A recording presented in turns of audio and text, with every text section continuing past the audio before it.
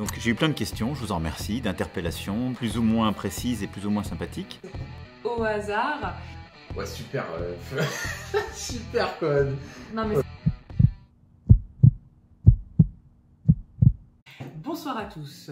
Alors aujourd'hui, Emmanuel Macron répond à vos questions sur l'écologie et nous répondons à Emmanuel Macron qui répond à vos questions sur l'écologie. On avait déjà fait une vidéo sur le fait que Emmanuel Macron utilise YouTube pour faire sa promo, sa campagne ou avoir contact avec ses concitoyens.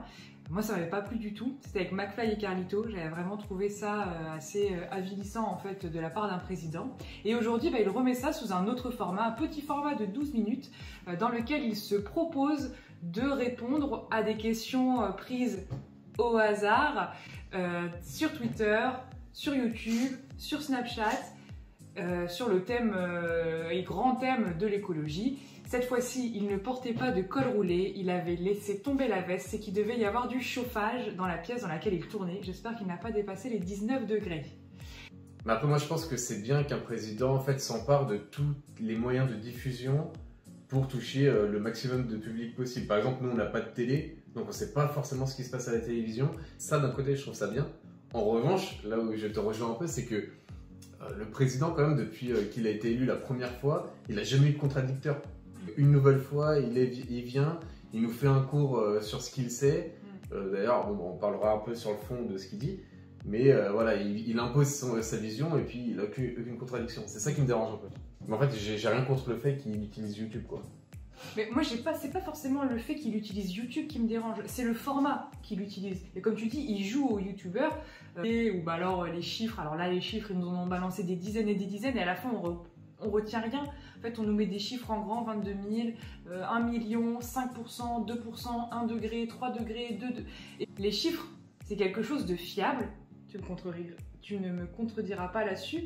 Bah, c'est non, parce qu'on peut dire ce qu'on peut faire dire ce qu'on veut. Mais on peut faire dire ce qu'on veut aux chiffres. Et le fait de nous balancer des chiffres, en fait, c'est comme si on ne pouvait pas réfuter ce qu'il disait. Bah après, le truc, c'est que justement, on ne peut pas réfuter ce qu'il dit, puisque de toute façon, bon, il n'est pas en campagne, mais il fait ça pour amener le maximum de gens à sa cause.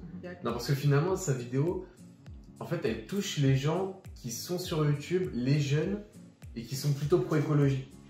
Le président, en tout cas, a un peu le cul, désolé de dire ça, le cul entre deux chaises. Il doit s'occuper de l'écologie, mais économiquement, c'est compliqué de s'occuper de l'écologie. Tu vois, dire aux gens, faites attention à votre chauffage, donc un couple qui a 30 ans et qui a un nouveau-né, c'est un peu plus compliqué à entendre qu'un jeune qui a 19 ans, qui est étudiant, et qui peut vivre à 19 degrés tranquillement. Non, mais c'est pas une question de ça, c'est une question que le chauffage, c'est pas lui qui me le paye.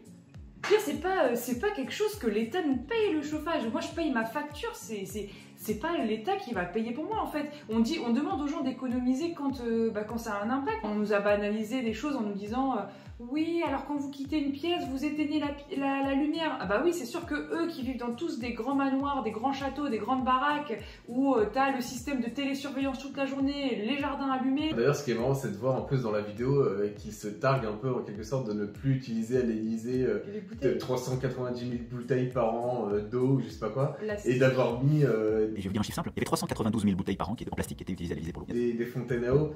Ouais, super, super code.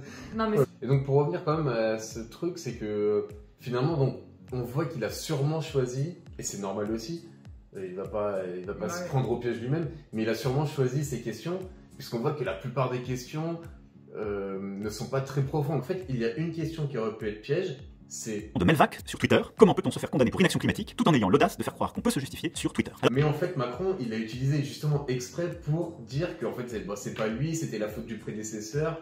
Mais la condamnation pour inaction climatique, c'est plutôt pour la période d'avant, pas pour ma pomme. C'est pas moi, c'est celui d'avant, et c'est encore celui d'avant, et puis de toute façon, avant, on n'existait pas, donc en fait, c'est encore avant. Enfin, tu vois, c'est toujours comme ça. Et en plus, il oublie de dire que... Donc, il dit que c'est son prédécesseur, mais sauf qu'il était déjà au gouvernement du prédécesseur. Il était ministre de l'économie et de l'industrie. Donc si jamais il était contre ce qui se faisait, par exemple niveau écologie, il aurait pu le faire savoir. Il y a un moment où il faut qu'ils prennent leurs responsabilités. Moi, personnellement, je trouve que le grand absent de cette foire aux questions, là, de cette FAQ sur le climat et sur l'écologie, c'était l'essence, quoi. Le carburant, tout ce qui s'est passé très récemment. Voilà, je pense que toutes ces questions, elles ont dû être balayées parce que peut-être que ce sera l'objet d'une autre vidéo. Mais moi, ce qui m'a manqué, c'est vraiment cette question-là parce que c'est au cœur des préoccupations des Français, c'est maintenant, c'est tout de suite, et ça ne fait qu'augmenter. En revanche, on a quand même besoin d'essence pour survivre. Si on enlève l'essence, en fait, il y en a beaucoup, il y en a très peu qui arriveraient à survivre. Mais bon, les gens, tout le monde n'est pas prêt à l'entendre. D'autres questions sont plus faciles à répondre. Ensuite, saviez-vous que la France représente seulement 0,9% des émissions de CO2 sur la planète et la Chine 30% à elle seule? Ici, on voit que la personne dit qu'on représente 0,9% des gaz à effet de serre, donc la France.